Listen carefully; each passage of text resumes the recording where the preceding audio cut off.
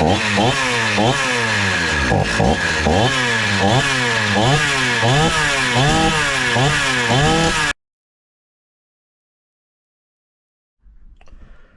hey guys, how is everyone? Hope everyone's well. By now you've seen the first part of this build, and I'm going to put it in a playlist, and it'll be in a playlist by itself. And when we do these series on these junk pile saws or porting videos, I'm going to start making each and every one its own individual playlist. But I did order an ignition system for this, but I actually got out here and went to going through the boxes.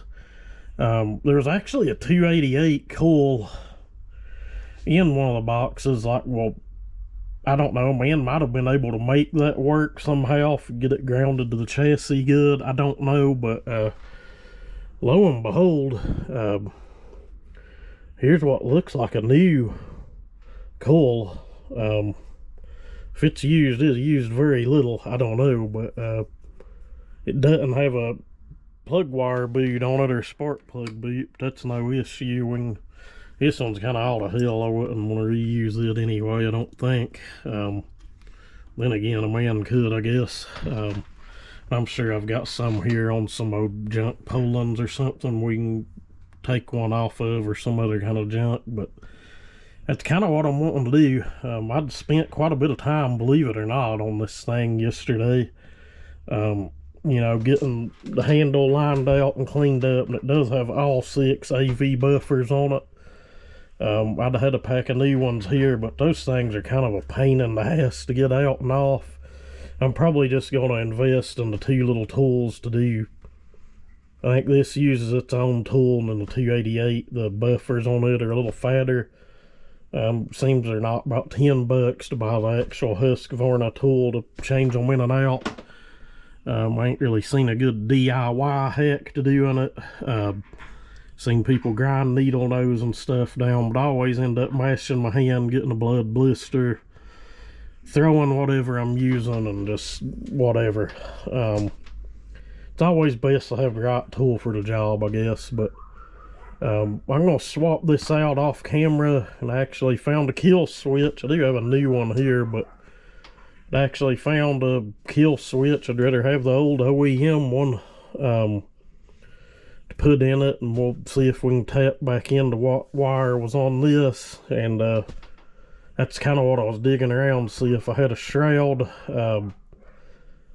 I think I do. If not, I don't know. We'll have to try to locate one somewhere, but these are not the easiest chassis of saw to find parts for. I'll just tell you, if it's the later 268, 272, yeah, there's a shitload of aftermarket out there, but just for these, I really wish someone would make some top plastic for them, would be nice. But anyway, once I figure out if this thing's got spark, probably the next thing you guys will see is it up and running.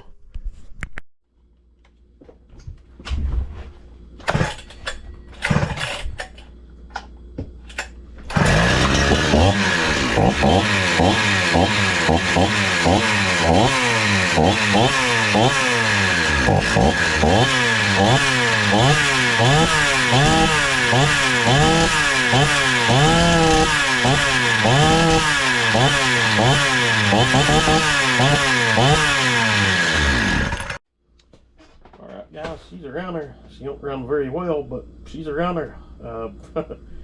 It probably ain't driven to 5 or 6 grand before the ignition goes to breaking up, but you know, whatever, I'll take it for now. Unfortunately, the recoil screw holes are just all to hell. They're bolt holes if you want to be proper. I had to put really long bolts in the front ones. They're actually 372 case bolts. And I've got big self-tapping steel handlebar bolts in the 2 back ones to even get it to tighten down enough to start the saw. You know, it's just something you deal with. I could get helicoils and drill them out and helicoil them out, but what I'll probably do is go through these other 3 sets of cases and you know, pick the nicest ones that all the bolt holes are intact on, and we'll split those cases and just completely rebuild the bottom end. But you know me, you never know. I've got stuff here I can drill these out and go up the M6 all around. I've probably even got the M6 bolts laying there to do it, but who knows.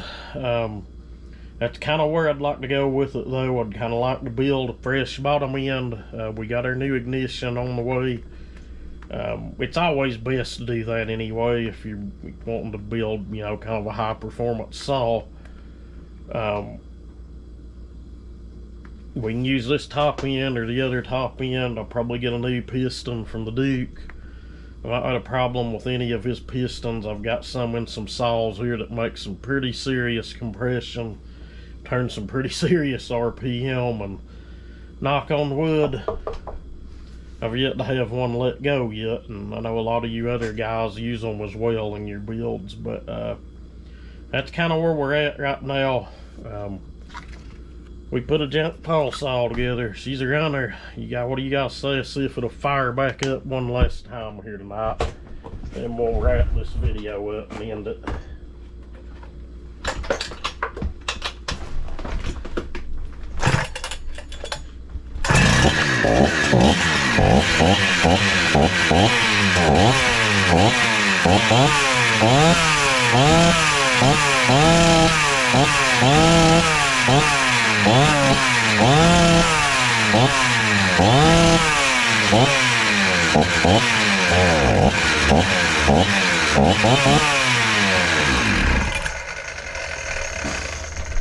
That Farmer Tech clutch loosened up, spinning freely now. That's a positive note. She don't sound bad and it's snappy. It feels like it would be torquey. Who knows, guys? I may be half tempted to get in there one evening and pop seals out, stick new ones in, and get this damn thing out in the woods and put it to work. You have to forgive the dog. You don't know what she's raising the hell about. She just likes to bark. But anyway, guys, I'm gonna wrap this one up. It will be a part 3, whatever I decide to do. You guys will see it. Like I said, we're gonna put it in a playlist. I'm gonna start doing my saw builds that way, so they're easier for people to find when people have questions or want to see something. I can just put them on a playlist, and you know, I can binge watch away, I guess. But anyway, as always, thank you guys for watching. Y'all be safe. Everybody have a great day.